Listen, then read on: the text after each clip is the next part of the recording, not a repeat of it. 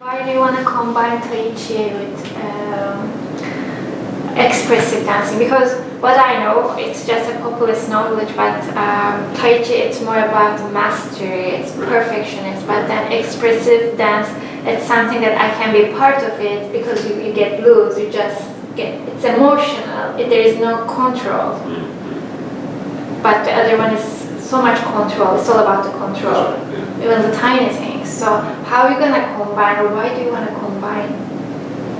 I think the initial reason for wanting to combine the two, and you're right, I think they work in opposition to one another, but the original concept was I was really into the notion of just like creating this sort of spiritual harmony between two people.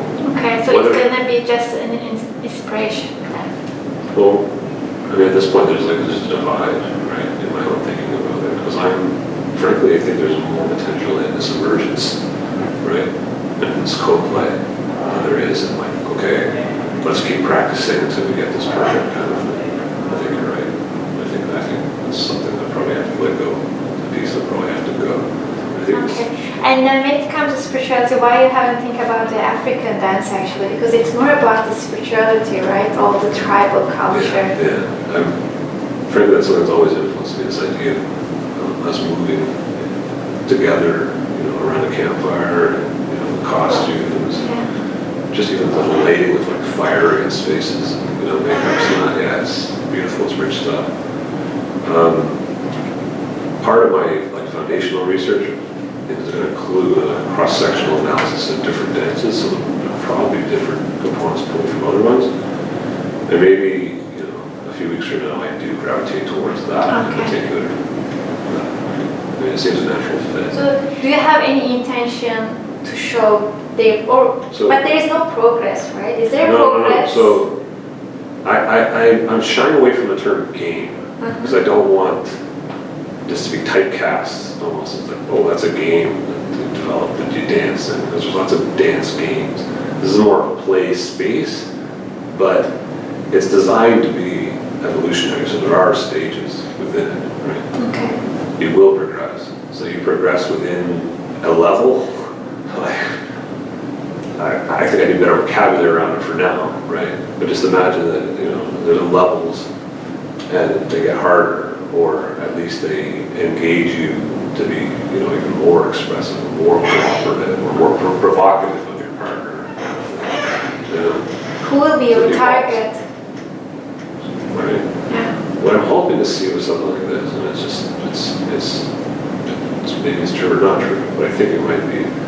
If you can provide an experience like this for a casual gamer, say, a wife, right? And she sees it as an avenue of physical exploration and, fun with her partner, then she'll bring the partner in. So the target is really more,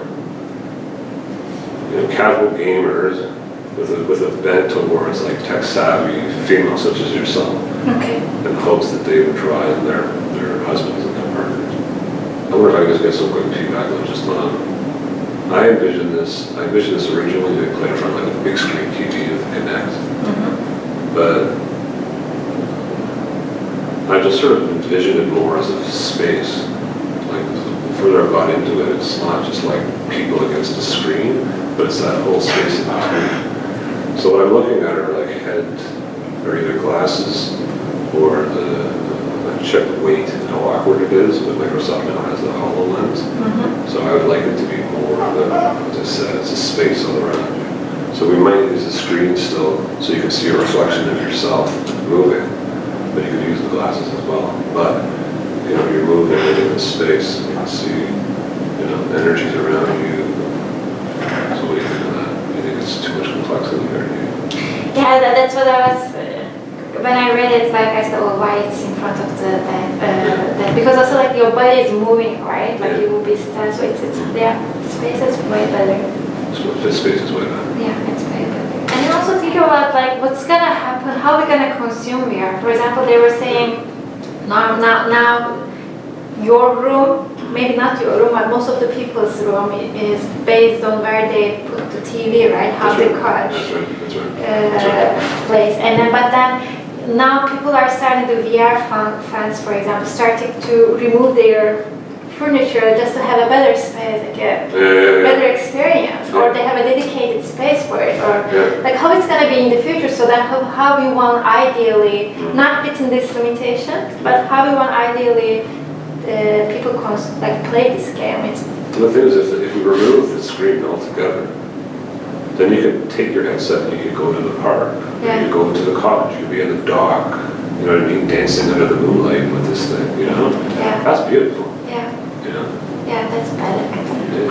Okay, there are dancers, like classical dancers, but also there are really theatrical like dancers, like they do whimsical stuff, and they have different approaches. So how they would vision, how they will see a game like this. Like, so it would be nice to have this kind of feedback, like more collaborative, like interdisciplinary. I totally agree.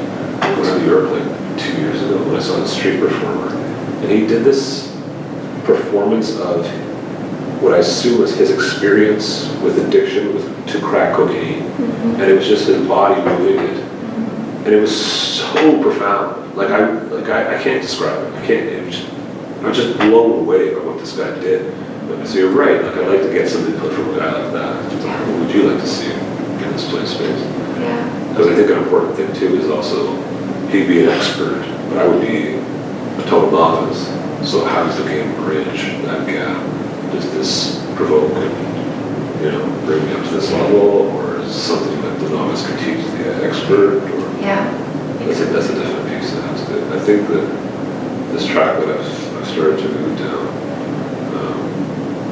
and as I said, using speech recognition techniques, investigate some algorithms, like genetic algorithms, have the same sort of approach as the neural networks that do speech. And when I start to break things down, and I start to have conversations with people like that, the more of the body of like, okay, what constitutes movement in this space? Like, what does that really look like?